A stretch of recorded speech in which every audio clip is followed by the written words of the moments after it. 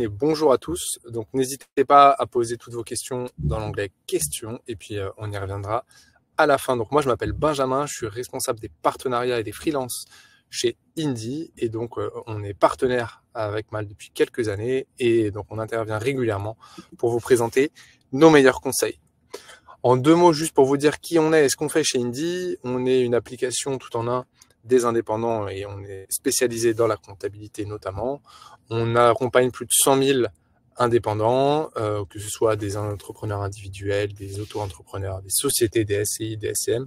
Et on a surtout un très haut niveau de satisfaction de la part de nos clients puisqu'on a plus de 4,8 sur 5 et on compte quasiment 6 000 avis sur Trustpilot maintenant.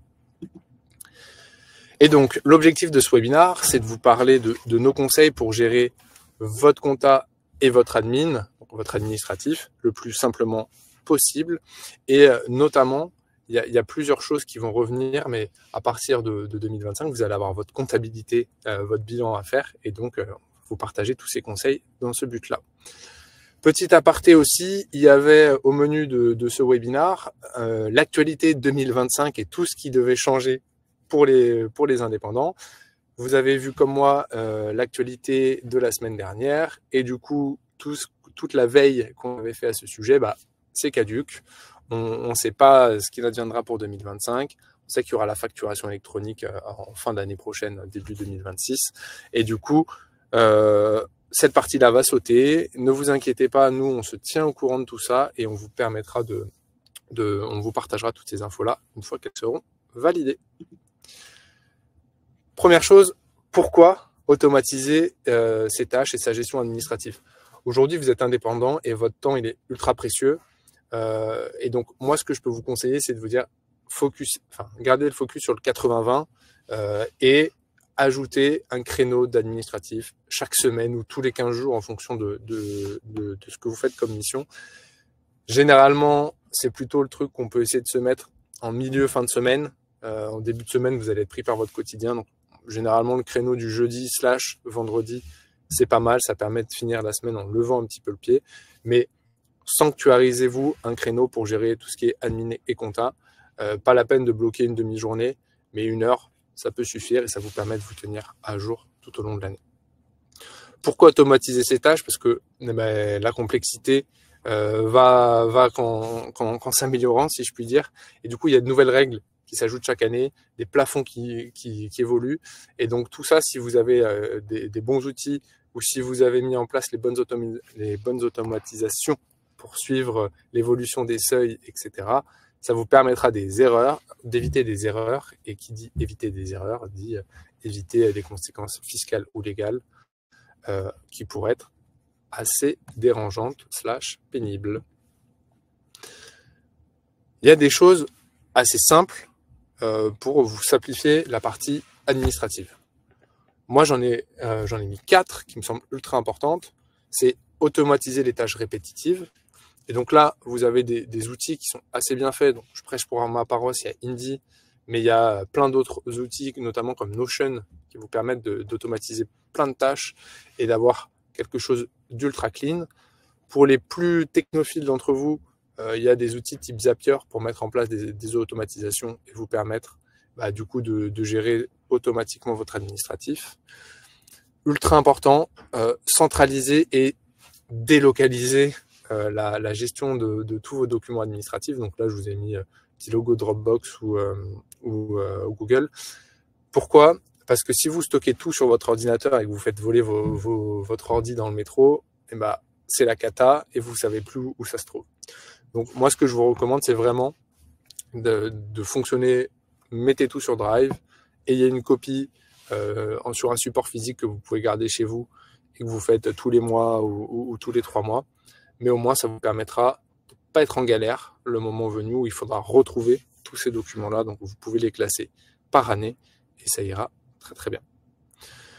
Suivre le calendrier fiscal, ça, c'est un truc, pareil, ça peut être automatisé sur Notion, vous pouvez tout à fait le faire, mais c'est ultra important en fonction du rythme de déclaration que vous avez choisi. Est-ce que c'est annuel, mensuel, trimestriel? Pour pas vous y perdre, le mieux, c'est vraiment d'avoir ce calendrier fiscal, de pouvoir l'avoir dans votre agenda et te dire, bah tiens, là c'est le moment de faire ma déclaration de chiffre d'affaires, là c'est le moment de payer mon URSSAF, là c'est le moment de faire ma CFE. Vous le savez, la plupart d'entre vous, vous le savez, et le seul truc, c'est que bah, vous êtes pris dans le flot quotidien, et du coup, vous pensez pas le faire, ou vous oubliez, etc. Et donc, à partir du moment où c'est sanctuarisé, que vous l'avez dans votre agenda, dans votre créneau du jeudi après-midi ou du vendredi après-midi, parce que vous savez que vous passez une demi-heure, une heure à faire votre compta à ce moment-là, et bah, vous ne l'oublierez plus et vous serez toujours dans les temps. Et c'est en ça que je vous dis, mettez en place des routines. Prenez le temps, là généralement en plus le mois de décembre est parfois un peu plus calme, en tout cas il y a les congés de fin d'année. Vous pouvez en profiter pour mettre en place cette routine que vous actionnerez à partir du mois de janvier, mais c'est ultra important de sanctuariser tout ça et de prendre le temps de mettre en place ces automatisations, parce que le temps que vous allez investir maintenant, toute l'année 2025, vous allez récolter les fruits de cet effort-là. Donc, pourquoi essayer d'automatiser sa compta, son admin? Parce que chaque année, vous allez devoir faire ce qu'on appelle la clôture. D'accord? La clôture, c'est quoi? C'est la fin des enregistrements comptables et de toutes les pièces justificatives qui vont vous permettre d'établir le bilan. Qui est concerné? Donc, les entrepreneurs individuels / les BNC. La clôture se fait au 31/12. Ensuite, il y a les sociétés où là, la clôture peut être décalée. Et donc, à partir du 1er janvier, vous allez pouvoir commencer à tout rassembler pour pouvoir faire votre déclaration dans les mois qui suivent. Petit rappel, en tant qu'auto-entrepreneur, donc vous êtes au régime de la micro-entreprise, il y a une comptabilité qui est allégée et vous n'avez pas l'obligation de faire un bilan. Néanmoins, c'est toujours intéressant, si vous avez bien un compte pro dédié, de faire votre petit bilan de votre côté, juste vous dire finalement combien j'ai dépensé, combien j'ai gagné, combien j'ai dépensé, est-ce que j'ai collecté de la TVA, oui, non, est-ce que j'aurais intérêt à le faire, oui, non, quel est mon niveau de charge, etc. etc. C'est assez simple à faire, encore une fois ça peut être automatisé, et ça vous permet juste de dézoomer un peu et de vous dire est-ce que vous avez fait les bons choix en 2024, est-ce que vous avez intérêt à changer de régime en 2025, parce que c'est une question qu'il faut se poser. Et donc, tout ça, prenez le temps de le faire là dans les prochaines semaines. Aujourd'hui, les recours aux AGA et à un expert comptable n'est pas forcément obligatoire et la première année d'activité peut être rallongée, sauf pour les BNC. Donc, quand vous êtes en société, la première année, vous pouvez faire sur 14-16 mois en fonction de quand est-ce que vous lancez et des différents impératifs que vous pouvez avoir à côté. Du coup, le premier conseil, c'est bien gérer ses justificatifs et ses factures. C'est ultra important. Chaque recette ou dépense qui est sur votre compte pro doit pouvoir être, et qui du coup est sur votre bilan comptable, doit pouvoir être justifiée. Et donc, la valeur probante, qu'est-ce que c'est? C'est le fait d'être certifié par l'administration fiscale que ce reçu est bien le vrai et qu'il y a toutes les informations qu'il faut dessus.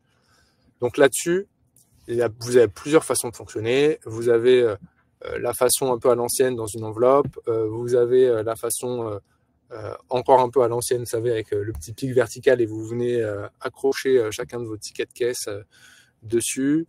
Vous avez la Dropbox synchronisée. Vous avez des logiciels qui vous permettent de le faire. Et donc, c'est ultra important. Il faut que ce soit classé par ordre chronologique. Pourquoi? En fait, c'est pas obligatoire que ce soit fait par ordre chronologique. Donc, vos factures, elles sont obligatoirement faites par ordre chronologique, mais les justificatifs, vous pouvez les mélanger, j'ai envie de dire.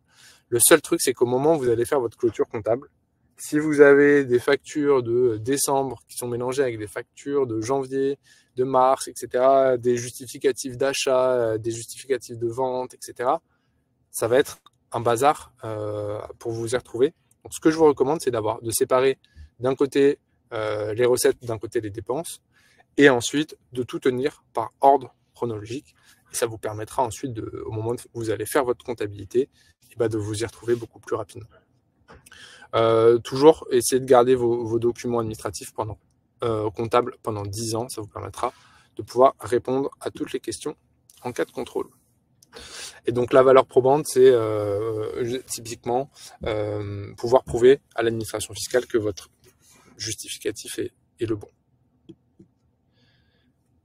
Gardez à l'esprit le calendrier. Donc là, c'est généralement le truc qui fait un petit peu peur. Mais en résumé, pourquoi il faut l'avoir? Parce que vous pouvez risquer, en cas de retard, des sanctions importantes.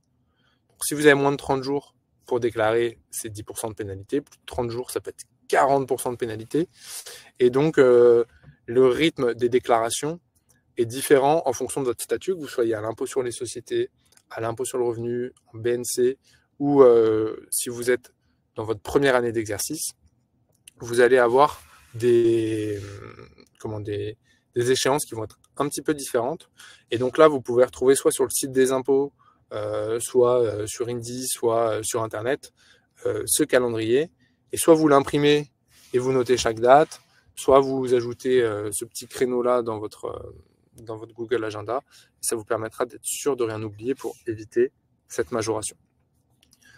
Les majorations, à savoir que vous pouvez faire toujours une demande de remise gracieuse. Donc là, il faut écrire un petit courrier à l'administration fiscale en leur expliquant la situation et en régularisant sa situation.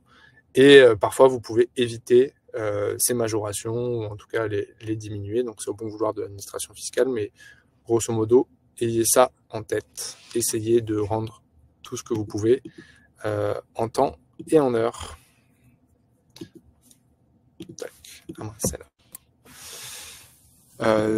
Autre point, il faut tenir ces documents à jour toute l'année. Pourquoi? Pas juste pour faire plaisir, parce qu'un contrôle fiscal, ça peut arriver en cours d'année et qu'il faut du coup que tous vos documents soient à jour. Livre journal, grand livre, et FEC, c'est fichier des écritures comptables. C'est aussi important.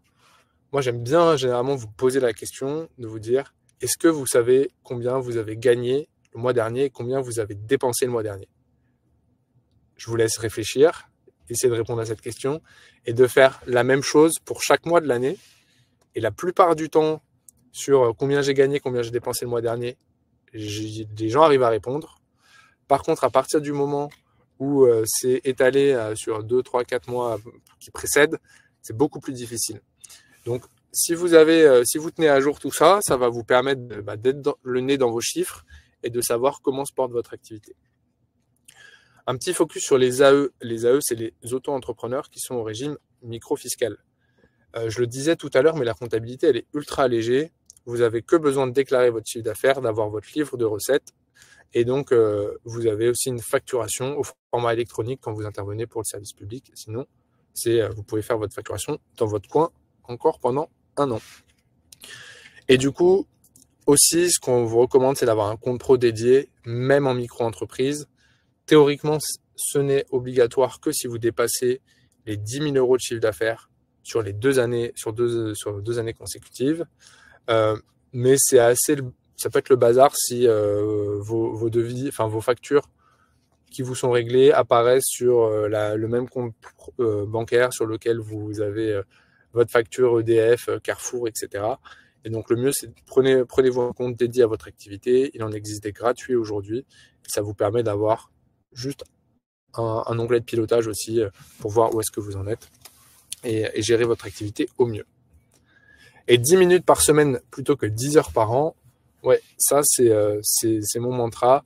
L'idée, c'est de se dire, mieux vaut faire un petit peu et prendre finalement assez peu de temps toutes les semaines parce que ça sera indolore pour vous, vous n'allez même pas le voir. Ça peut même être fait le soir devant une série, juste pensez à bien mettre vos justificatifs dans la Dropbox ou autre, plutôt que de se dire, bon allez, ce week-end, j'y vais, c'est compta, et du coup c'est un moment d'horreur parce que vous allez devoir tout rattraper, il y a des trucs que vous n'allez plus vous rappeler, pourquoi c'est, qu'est-ce que vous avez payé avec ce chèque, à quoi correspond cette facture, pourquoi en fait là sur mon devis j'avais 1 000 euros mais en fait j'ai eu que 920 euros réglés, etc. Vous allez être un peu perdu. Le mieux c'est d'y passer un peu de temps et je le répète encore une fois, ça va être de sanctuariser ce moment-là, ce moment admin et compta dans votre journée, dans votre semaine, pardon.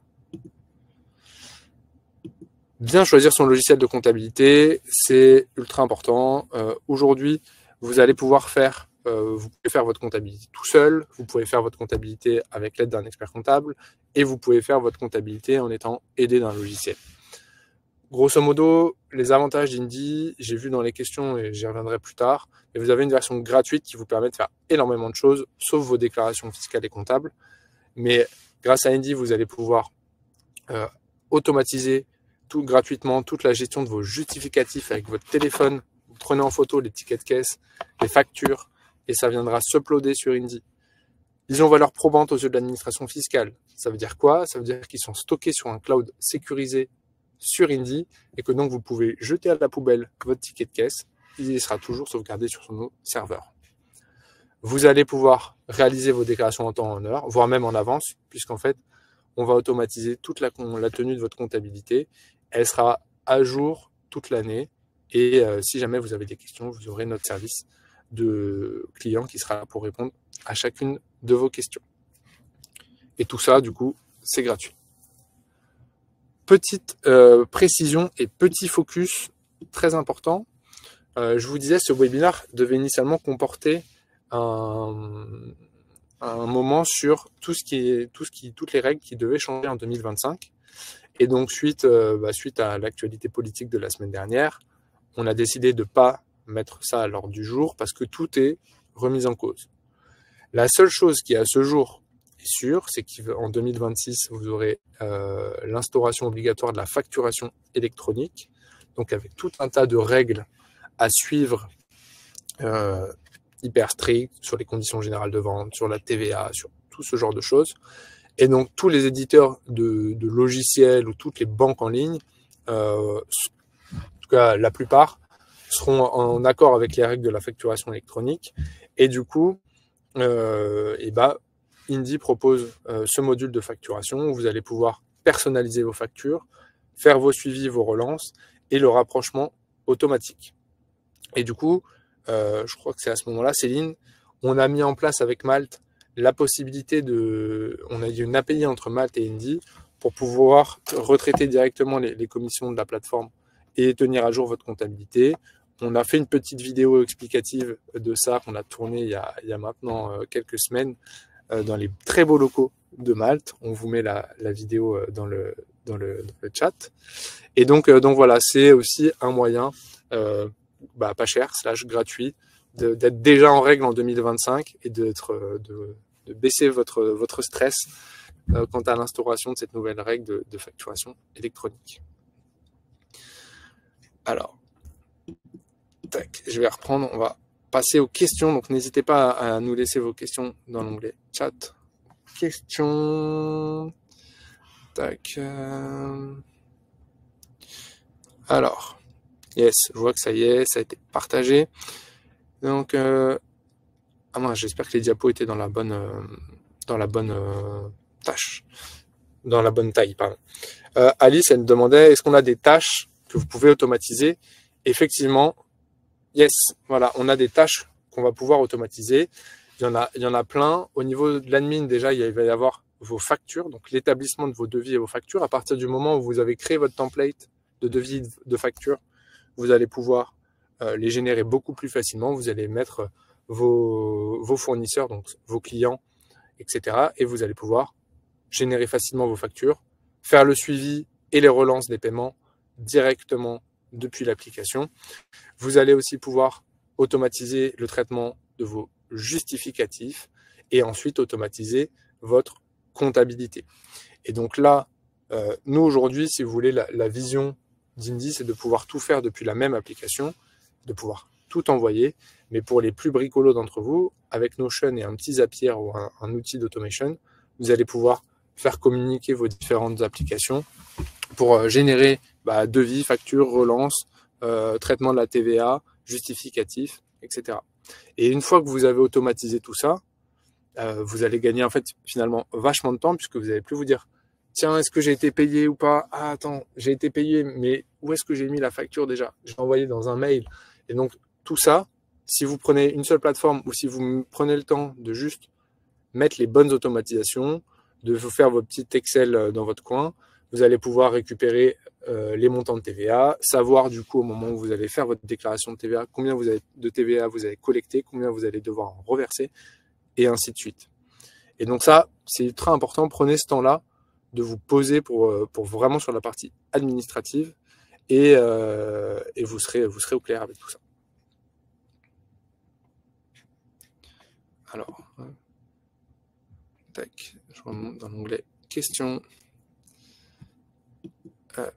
Mince, ce que j'ai fait. Indy propose aussi un compte bancaire gratuit. Ouais, effectivement. Avec Indy, vous allez pouvoir avoir un compte pro gratuit qui va vous permettre d'avoir une carte physique ou virtuelle, une Mastercard, un IBAN français. Vous allez pouvoir faire vos virements, vos prélèvements.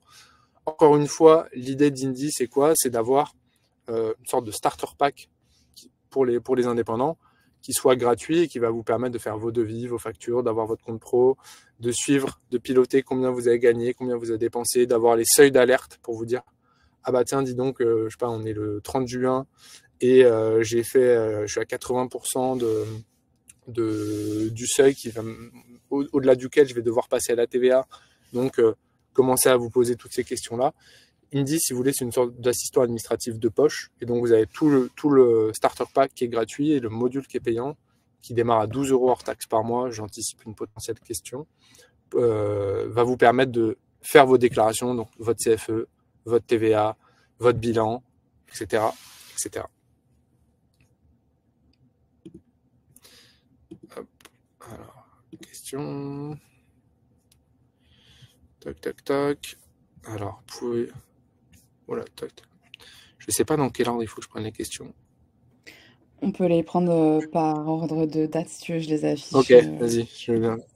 Okay. Alors, on avait une question de Claire par rapport au justificatif de dépenses. Quelle est la date qui fait quoi? Alors, ou la date de débit sur notre compte. Donc, pour la tenue de la comptabilité, c'est la date d'édition de la facture qui va compter. D'accord? Ensuite, néanmoins, si à un moment donné, vous n'êtes pas réglé en temps et en heure, et que du coup, ça peut vous mettre en difficulté parce que vous n'avez pas la trésorerie nécessaire, on sait rien, pour payer la TVA ou une autre dépense, à ce moment-là, il faut prendre contact avec votre SIE. Bon, déjà, relancer le client qui ne vous a pas payé en temps et en heure, et ensuite, sinon, vous prendre contact avec le service en question et voir ce qui est possible de faire pour vous éviter des pénalités. Parfait. Alors ensuite, en auto-entreprise, il faut un compte dédié. Est-ce qu'il faut un compte professionnel? Ah, alors ça, donc je ne sais pas quel est le profil, enfin quel est le métier de la personne qui nous écrit. Alors, théoriquement, donc si vous êtes en EI, il faut que sur votre compte pro apparaisse la mention EI, entreprise individuelle. Il y a des banques qui entre guillemets, ne vous permettent pas de mettre dans cette mention-là EI sur un compte pro dit classique, donc gratuit. Je sais pas, vous ouvrez un compte juste avec une carte bleue ou même sans carte bleue dans une banque. La plupart du temps, c'est gratuit. Mais certaines banques ne vous permettent pas de mettre cette mention EI. Et donc à ce moment-là, vous êtes théoriquement pas en règle, et donc il vous faut un compte avec cette mention-là. Donc généralement, certaines banques font ça pour vous pousser à prendre le compte pro qui va coûter, en fonction des banques, les banques traditionnelles, on est plutôt aux alentours de 9, 20 euros, enfin 9, 10, 15, 20 euros par mois. Les banques en ligne, on va être plutôt autour de 5, 7, 8, 10, 15 euros par mois. Mais voilà, l'important, c'est de pouvoir avoir cette mention EI. Si vous n'avez pas de mouvement de trésorerie, pas besoin de crédit, d'emprunt, franchement, tournez-vous vers un compte classique dans une banque traditionnelle, ou en tout cas un compte qui vous coûte le moins cher possible, ou qui soit déjà dans votre banque actuelle, etc., pour vous éviter trop de tracas.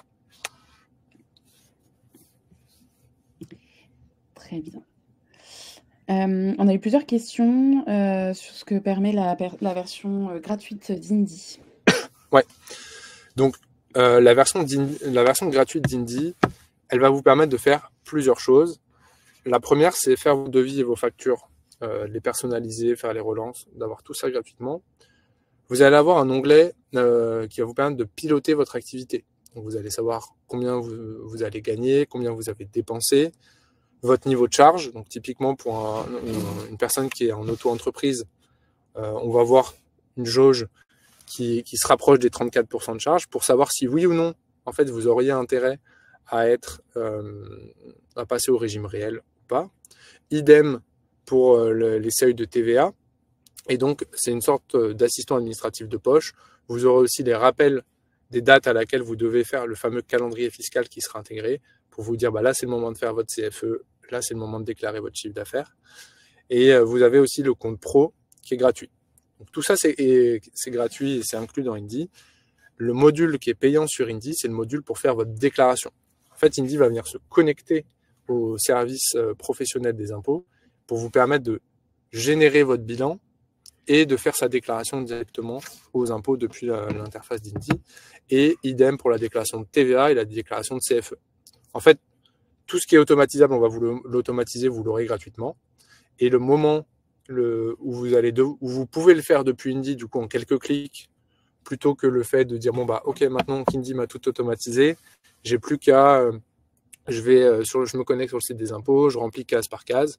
Nous, on le fait directement depuis Indy. Mais néanmoins, avec la version gratuite, vous avez tout ce qu'il faut pour commencer et tester, prendre en main l'application. Merci. Ensuite, on a une question de Romain par rapport aux dépenses pro et personnelles. Par exemple, sur Shine, on a la possibilité de marquer certaines dépenses comme perso afin qu'elles ne soient pas prises en compte. Est-ce qu'il faut quand même attacher des factures à ces dépenses pour qu'elles soient bien personnelles?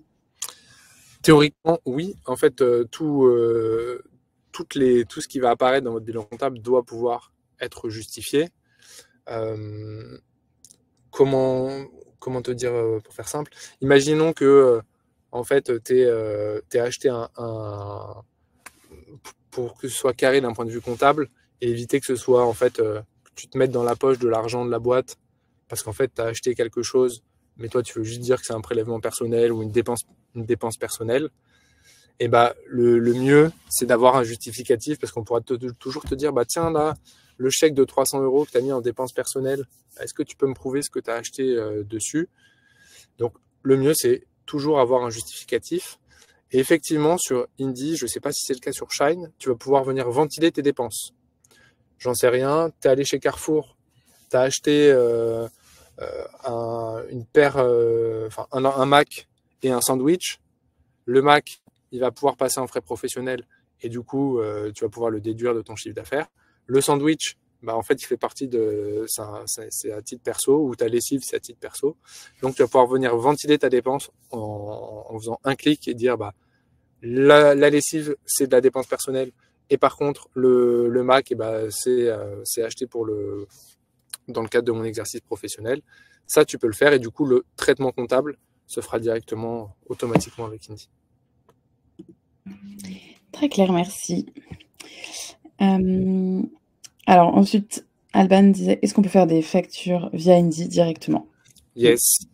Bah, on l'a montré là, c'est la slide qui est à l'écran. Tu peux faire tes devis, tes factures personnalisées, les envoyer. Et un truc qui est très chouette, allez voir dans le chat, Céline, elle vous a partagé la vidéo. Aujourd'hui, avec Indy et Malte, vous avez la possibilité de vous faciliter le traitement comptable de toutes vos factures Malte, puisque si vous avez donc les deux, donc Indy gratuit, la version gratuite ou payante, et Malte, on va pouvoir venir retraiter les frais de plateforme automatiquement et donc vous faire gagner un maximum de temps dans ce traitement comptable. Je viens de remettre la vidéo dans le chat si vous souhaitez la voir. Charline demande quelle est la différence avec l'application Doug. Alors, je ne connais pas l'application Doug. En fait, Doug va fonctionner avec un expert comptable associé. Et du coup, vous allez avoir un expert comptable qui, lui, fera votre liasse. Il y a une application, j'imagine, pour toute la partie comptabilité. Avec Indy, en fait, c'est vous qui allez faire votre comptabilité. C'est Indy, c'est l'application qui va vous prendre en main pour vous permettre de comprendre et de faire très facilement votre comptabilité et de pouvoir la déclarer par vous-même. Là où Doug, bah, du coup, c'est plus cher et vous avez les conseils d'un expert comptable qui va vous accompagner et qui fera la déclaration à votre place. Très bien. Question de Damien. À quelle banque est-ce que Indy est rattaché pour le service de carte? Ouais, alors du coup, les fonds, ils sont séquestrés à la BNP et on passe par un organisme qui propose un service de core banking, comme on appelle ça, qui s'appelle Swan. Et par Très bien. exemple, je crois qu'il y a deux acteurs, il y a Trésor, je crois que Shine, c'est chez Trésor, nous, on est chez Swan. Très bien. Et on a une dernière question. Ah, deux, une autre qui vient de se rajouter. Donc une avant-dernière. Est-ce que le logiciel Indy permet aussi de travailler avec les clients à l'étranger? Alors, c'est une très bonne question. Je crois que, en tout cas, sur la partie devis facture, à mon avis, la réponse est oui. Et la partie sur le traitement comptable, aujourd'hui, on ne gère pas la TVA extra-communautaire sur Indy. Et donc, si tu as de la TVA extra-communautaire, on ne pourra pas te permettre de faire tes déclarations. Et donc, du coup, tu ne pourras pas prendre l'offre premium chez Indy. Merci. Question de Priska. Est-ce qu'on a jusqu'à mars ou avril de l'année prochaine pour déposer les bilans? C'est avril. Et en fait, généralement, donc on vous dit que la clôture, elle est ouverte à partir du 1er janvier. Dans les faits, il y a souvent des informations, et donc là, qui plus est, étant donné le vote du budget qui a été décalé, et ben, on ne sait pas exactement. Il y a certaines règles qu'on ne connaît pas, notamment par exemple le barème kilométrique, on ne va pas connaître le montant du forfait. Donc généralement, le premier dépôt des liasses se fait autour du mois de février, et vous avez jusqu'au mois d'avril, fin avril, pour le faire. Merci. Alors, donc Livia a déjà la facturation avec la banque Conto. Est-ce que Indy est compatible pour la compta? Yes, carrément. En fait, aujourd'hui, Indy, il faut s'imaginer qu'il y a une brique devis, comptabilité, pilotage qui fonctionne seule et vous allez pouvoir venir connecter n'importe quel compte pro sur Indy, donc que ce soit du Conto, du Shine, du Société Générale, du BNP, du Boursorama, du Hello Bank, tout ce que vous voulez. Et vous allez pouvoir faire votre comptabilité directement sur Indy, peu importe le compte pro que vous utilisez, même si ce n'est pas le compte pro Indy. Très bien, merci beaucoup. Ah, on a une question dans le chat. Je ne vais pas pouvoir l'afficher à l'écran, mais je vais la lire. Donc Clémentine est actuellement sur le portail auto-entrepreneur. Comment se fait le traitement des données si elle passe sur Indy? Est-ce qu'elle doit refaire ses factures? Est-ce qu'il y a un transfert, etc. Ok, donc nous en fait on va pouvoir faire ce qu'on appelle de la reprise d'historique bancaire. Et donc typiquement là pour le bilan qui sera déposé pour l'activité 2024, si vous souscrivez à Indy, on va pouvoir le reprendre et faire votre comptabilité 2024 là dans les prochaines semaines, les prochains mois. Donc c'est tout à fait possible. Et après effectivement il y aura un petit temps où il va falloir juste reprendre la facturation. Et là, ça va être un moment un peu clé, puisqu'en fait, en 2025, vous êtes encore assez libre, et c'est à partir de 2026 que les règles de la facturation électronique vont rentrer en jeu. Et donc là, pour le moment, vous êtes assez libre de pouvoir changer de logiciel de facturation. Il faut toujours respecter un ordre chronologique, mais ça, il n'y aura pas de souci. Merci. Et une autre question, est-ce qu'Indy et le compte qui est rattaché permet le paiement en ligne? Ah, très bonne question. Je ne sais pas si c'est dans le secret des dieux. Non, je ne pense pas. Mais c'est prévu pour très bientôt. Voilà, c'est tout ce que je peux dire. Mais voilà, dans les très bientôt, ça me paraît une bonne date. Très bien, un petit teasing pour clôturer.